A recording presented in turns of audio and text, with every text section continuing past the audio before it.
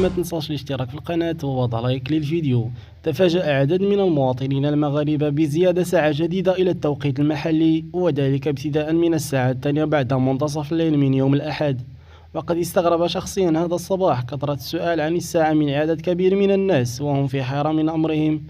وليست هذه المرة الأولى التي يقع فيها مثل هذا الخلل التقني الغريب لدى شركة الاتصالات، فسبق وأن حدث في السنوات الماضية وتكرر هذا العام أيضا، مما أحدث ارتباكا كبيرا لدى فئة كبيرة من المغاربة، خاصة المرتبطين بأوقات العمل دقيقة على توقيت الذي كان معمولا به خلال شهر رمضان، لتعود المملكة بذلك إلى توقيت غرينتش زائد 1.